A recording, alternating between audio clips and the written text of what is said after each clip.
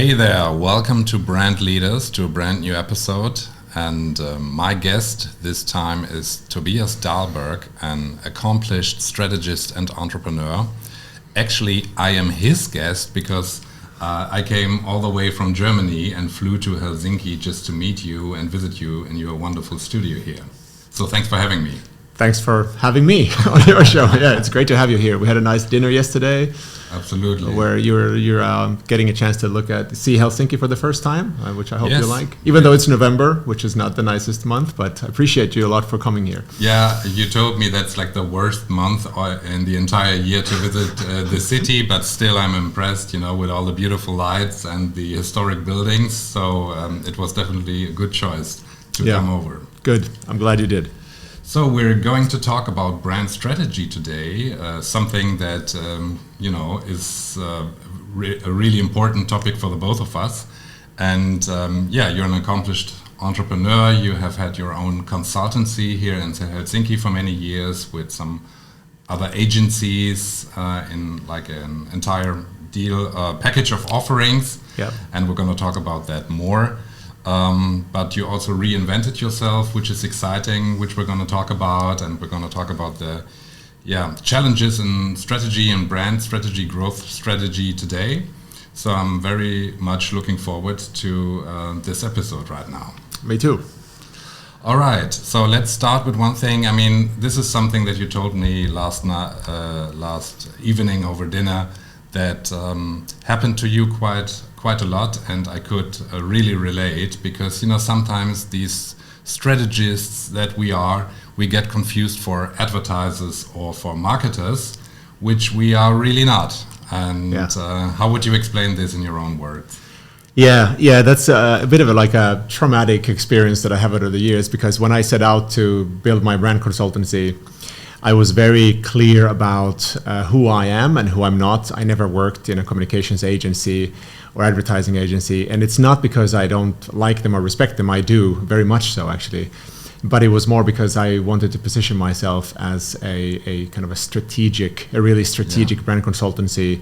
And for me, that really means that I'm working with the heart of business strategy that then and brand strategy that translates into like a holistic approach. So when people say, it's like advertising, it's like, no, this is like, it's something very different. And I'm sure we'll talk about that, but I'll leave it at that.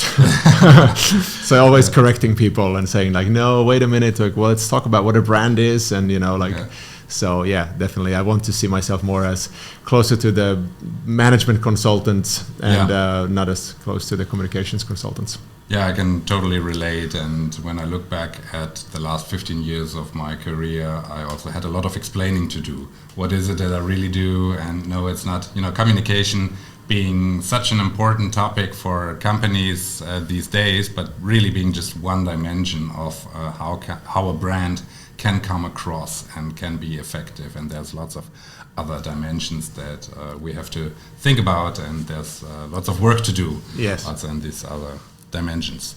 So when it comes to corporate brand management or even positioning, strategy, all these topics, and you talked about the holistic approach, what is it that really gets you fired up, and what is it that you love so much about the whole discipline that you spend your life or a huge chunk of your life dealing with these topics?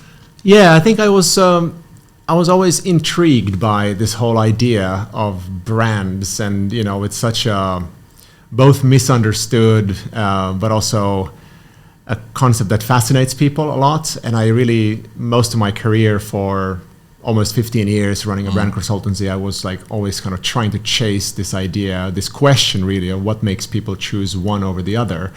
And for me, it really comes down to, and this is really how I usually explain brand to a CEO or somebody who's not really maybe in the marketing department, is I kind of take them on this journey where I say like, do you agree with me that the most important thing for your business, for your growth, for your profitability, for everything is predicated on one thing, and that's customer choice. And that's the fact that customers choose you over the other alternatives they have. And it's very hard to say no to that. Nobody ever did, actually. So I was like, okay, great. So I dropped the brand word for a while, and then I talk about, well, do you then agree that or I asked them, what are the things that influence customer choice then? Because if that's everything, we want customers to choose us over the other alternatives. Well, what is it that makes them? Now people can give all kinds of answers, but I would say it's actually a total sum of a lot of things. It's the product, it's the environments where we show up, right? It's where we source our raw materials, let's say, and all these things make up the perception and the experience. True. And so then at that point, it's quite nice to say, well, that is your brand, because a brand essentially is your total proposition. So it's not a binary, it's a binary thing, really. It's like you either choose this, it's for me, or it's not.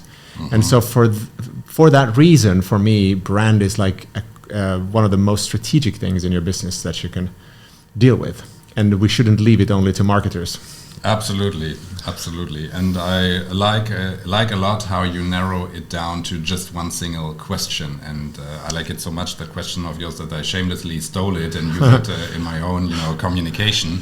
A lot of people do. Yeah. And I don't, I think it's a good thing. Yeah, absolutely. Yeah. I mean, this is the highest form of appreciation. Takes a piece of content of yours, and I do credit it to you.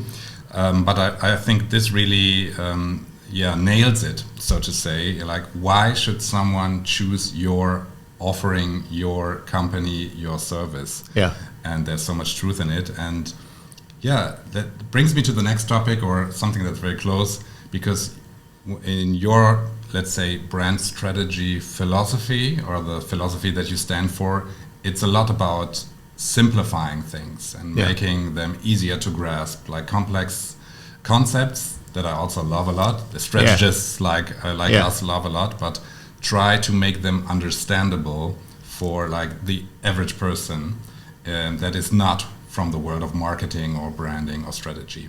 Yeah. So even your podcast is called Simplified. Yes. So can you explain a little bit about the whole concept of simplifying things and why that is important? Yeah. This. How much time do you have? So I fell into loving simplification. I have a company called The Simple Company and a podcast called Simplified, as you know.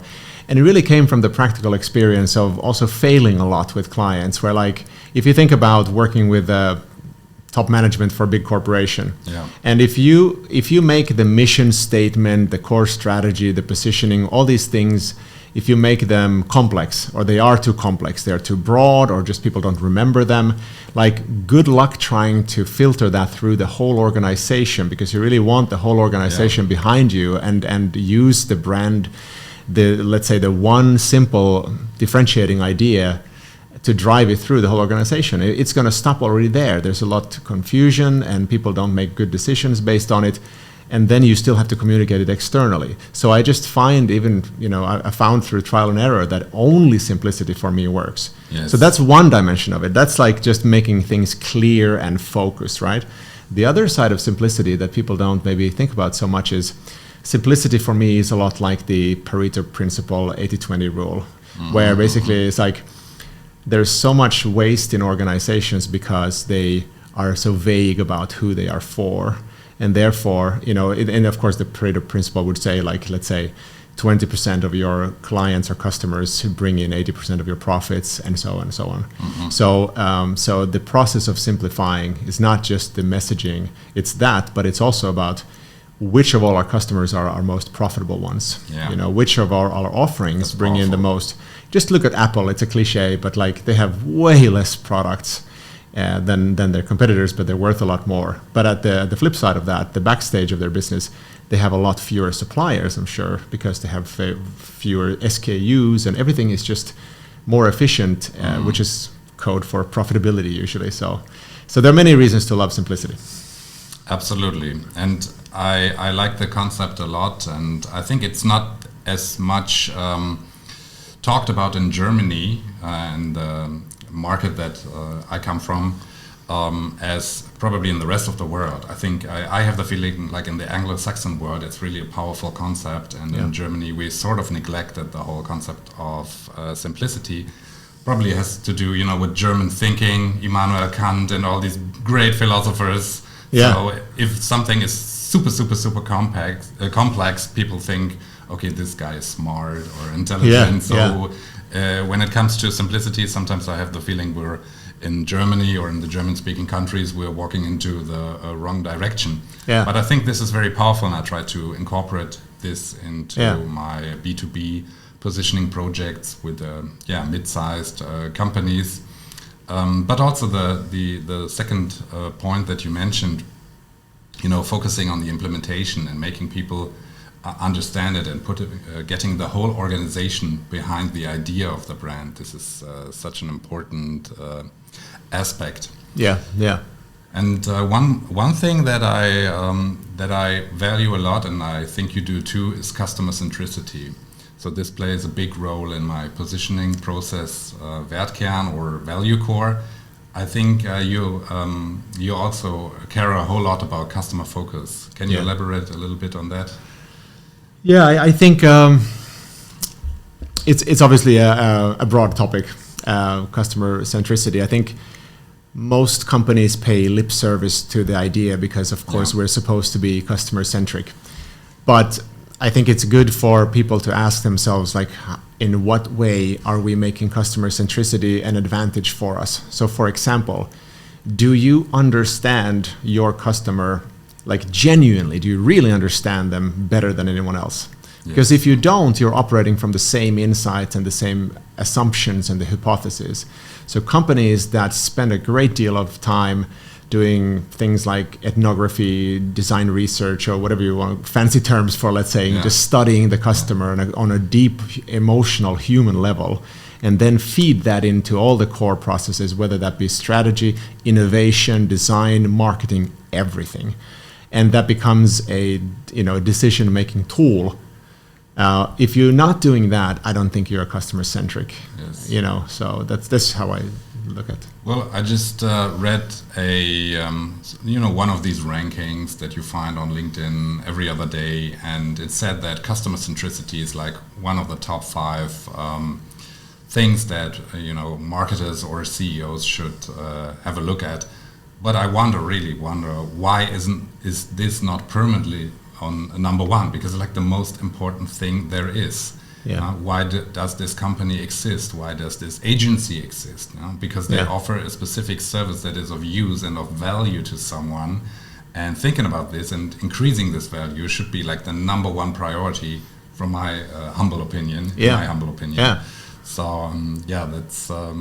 It always amazes me how this is just one of these topics among like top 10 topics. It amazes me too, because again, if we go back to the idea that customer choice is the only way to bring in money, through the fact that people who are not forced, unless you're maybe in a monopoly in maybe in some weird country, in most markets we have a choice, and there are lots of choices. And so unless we go to the source of customer choice, aka the customer, what else? It's just like the most logic thing to do. But I think people, maybe we tend to fall in love with what we do and our own offerings and stuff like that. And so a lot of work that we did also in the brand, we call it brand innovation, but like helping create new offerings and products and services, really was about flipping the way that a lot of companies operated here, which is actually quite surprising, where they are product development led. And often that meant there's somebody in product development who just came up with something, and then we think like, okay, great, how can we sell this now? Exactly. Which for me is the exact wrong way of doing it. Of course, it's not to say that it can't work, because people aren't stupid. A lot of people come up with great stuff. But as a process, I think it's flawed. Yes. That we think, we start from ourselves. The big question for me, I think, in customer centricity is, how do you want to make the life of your customer better? Or even try this for a framing, who do we want them to become? If you want to create the ultimate value, I think it's like, how do we transform customers? When Nike does this really well, even though it's also a very used example, but this whole idea of just do it under the whole spirit is essentially about becoming somebody else. Oh, and then we sell shoes and clothing. But it's really, we're selling you this idea of who you can become. This is powerful, and I know that it's a strong part of your philosophy in business in general. So I'm thinking about Red Bull when you're talking about this. I don't know how that translates the slogan in English, but it's something along these lines. You can just fly. It gives you wings. Gives you wings. So that's powerful, and also like IKEA. Yeah, this is an example that I frequently use when I'm doing public speaking, because they are actually not talking about furniture. Yeah, they're talking about home and having a wonderful, cozy home. Yeah. So like this idea of home is a lot more than the actual product is in focus. Yes, exactly. Yeah, exactly. I think also because. And speaking of brands and why brands are so powerful, it's like it's so hard to compete on the level of the product and the features and the benefits, and even on the level of services.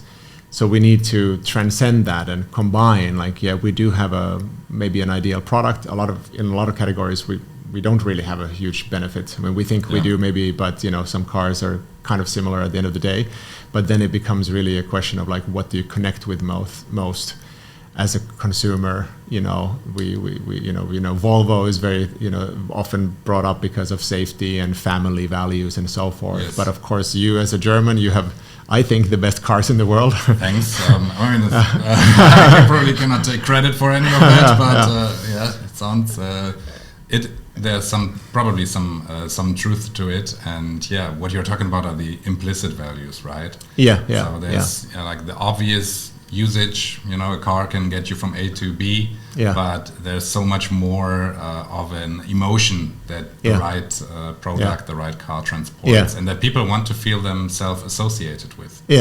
So I remember when I started out as an entrepreneur, like one of the first things that I got was an BMW as a leasing car, business leasing deal, and to be quite honest, I loved it because it has this vibrancy to it, and I was really enthusiastic about the brand. Me too. I actually drive a BMW as well, and I've had the same model 3 times now in a row, and there's definitely a special feeling. I think that's like the experience of it, like the experience of being in the car, how it makes you feel. And I think that the hard thing for people when we do research is to admit maybe that there is like these vanity metrics and things that really relate directly to your identity. Yes. Even though people say, well, I need this, urban car because I drive to the countryside, the 150 meters of perfectly great gravel road.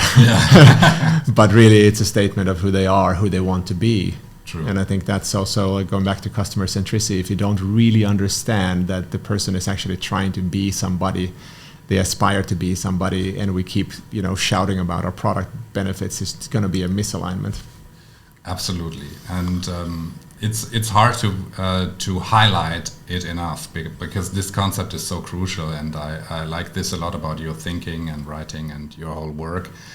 That it's really about who does the person want to become, and this is something that maybe some marketers talk about in a workshop, but that's not sufficient. It's something that should be incorporated into the whole business strategy. Yes, that's right. Yeah.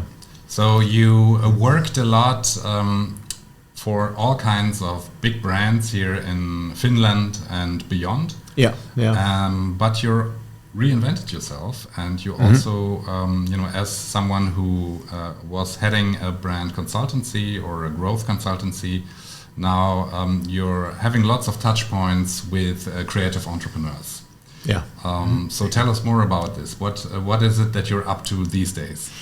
So I guess I'm a pretty classical entrepreneur. So I every couple of years, it feels like I'm creating something new. Let me get a sip of water.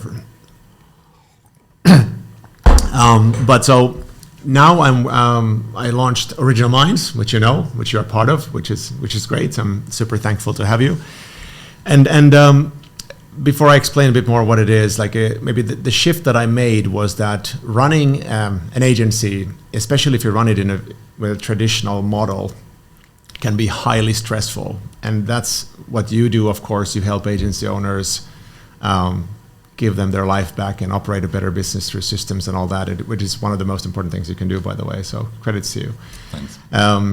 And so running a business, if you run it a bit like a circus, which I did for the first 7 years of my entrepreneurial journey, is like just every month you start with like more than 100,000 euros in costs. And, you're just jungling so many things. So I grew a little bit tired of it, and I got to basically work with the clients that I wanted to in this region, this part of the world, the Nordics. But so then I was really interested in this idea of, again, simplicity and leverage. How can I what we're doing right now is actually we're using a lever. We can reach more people rather than going and knocking on doors and meeting them. And so I was like, what is a higher leverage model for doing this? And so I went into the online space and I started. I switched up my whole target group. I was so much. I love the whole agency world and expert entrepreneurship and entrepreneurs that I said, okay, I'm not going to work with the corporations anymore. I'm actually going to help people like myself to build a better business. So I'm doing much less brand consulting, and it's mostly I would reposition myself as a growth consultant and a growth strategist.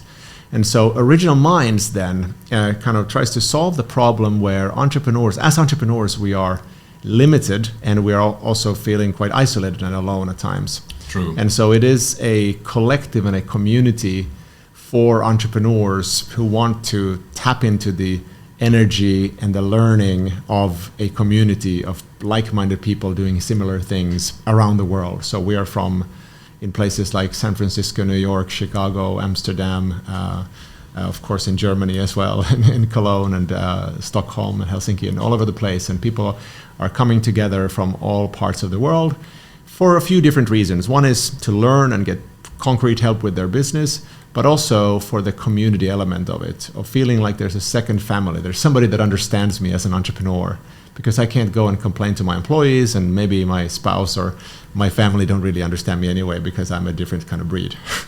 So that's what we're doing with Original Minds. That sounds exciting, and it also excited me. That's why I joined. And what I really liked about it, apart from the exchange with like-minded people, is the internationality. Like we're doing right now, hanging out in Helsinki and getting out of your little, rabbit hole and local market and broaden your perspective. That was and still is very enriching.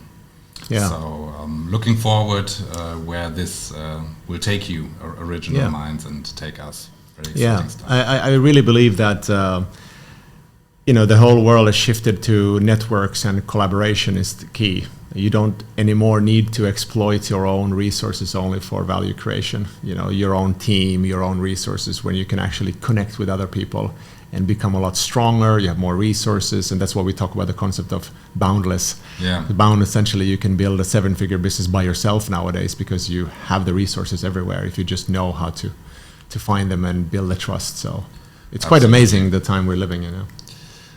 True. I mean, lots of creative entrepreneurs and solopreneurs, also agencies, are feeling overwhelmed. This is something that I hear a lot when I talk to agency owners.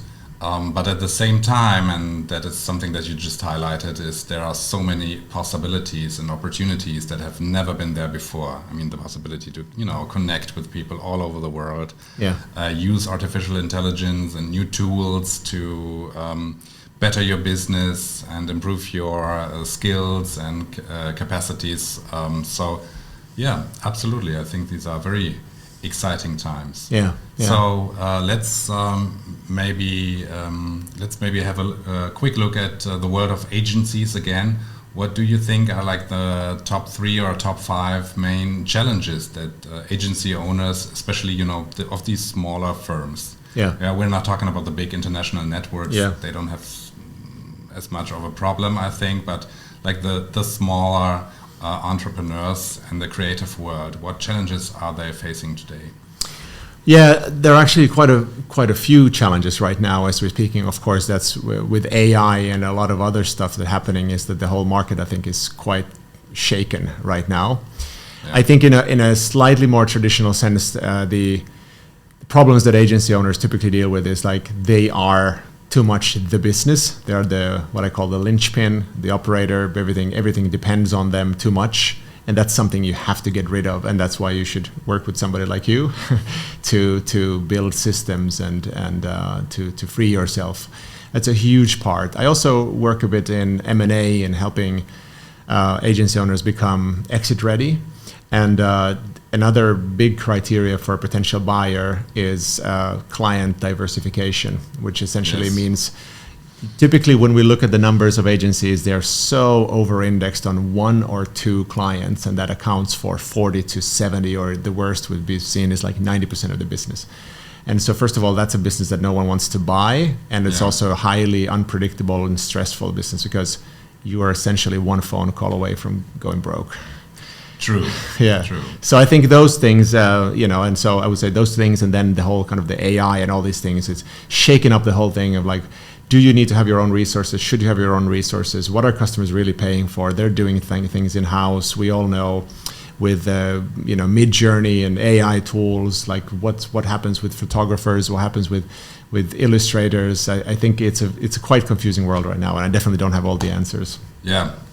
Neither do I, but of course, as you just pointed out, there are some things that we can see very clearly that are challenges to agency owners. And one thing really is, and I ran into the same trap a couple of years back when I was in the agency model with my company, Rheinstrategie, and I lost, in 1 year, just by chance, lost 2 clients in exactly like the same week, and like the whole agency or my whole model my whole world started to shake. I realized in that time, okay, that was probably not the best business model that I was living in or that I was running. So that's very important. But when I talk to agency owners, what I hear a lot is, they don't want to talk about exiting. They don't want to think about an exit strategy. They think this is so far in the future.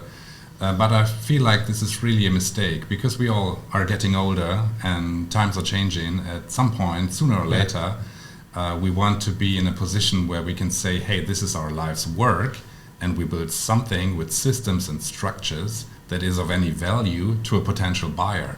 Because sooner or later, as you like to say, we all have to exit. Yeah, we exit either through death or divorce from the business, So, it is a huge problem, and I was exactly the same person, and it's also why I was only able to sell. Like I had a small group with 4 agencies, and I basically just sold off one of them, and I just folded the other stuff. Basically, I did sell a second one, but it was not really substantial. But let's say, I think the reason is that this is like a little bit of a lifestyle business, and it's a passion thing, and I felt like I'm going to do this until I die because I loved it so much. There's so much passion. Yes. But first of all, that will fade at some point probably, and then the second thing is the benefit of building your company as if you're going to sell it is that you're going to have a great business. True. Even if you can live in this illusion you're never going to exit, that's fine. Think that you're not going to.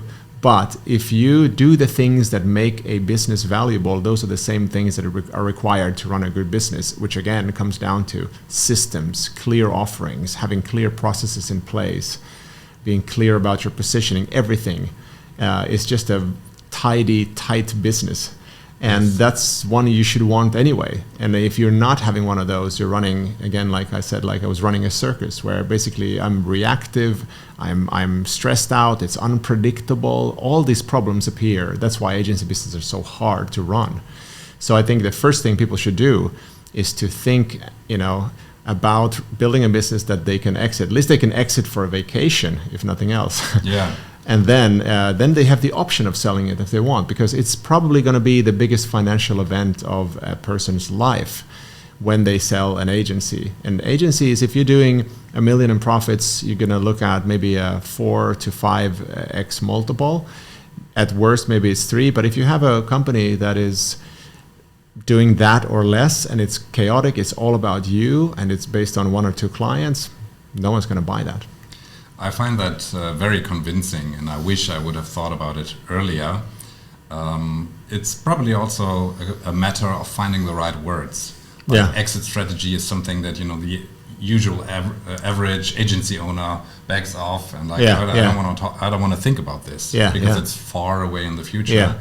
But taking a more systematic approach or entrepreneurial approach to building up your business and understanding that if everything is depending on you, then it's really not a company in a strict sense. Then it's like a sort of blown up independent consultant or graphic designer or whatever, very chaotic circus, like you said.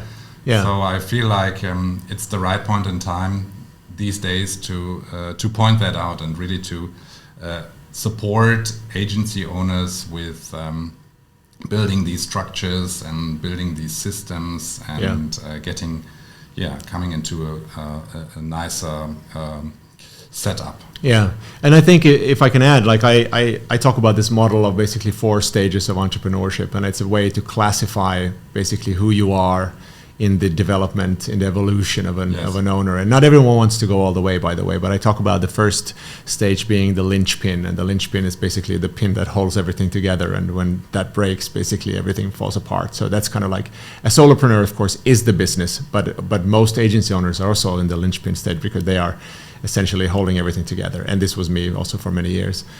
Then you can basically become the operator, which essentially is like, because the linchpin is typically the artist who wants to do all the work, and they grew up, they don't take the responsibility of being a business owner essentially, because they love doing it. And you can do that if you want, but then by all means go and hire somebody who's the operator and so forth.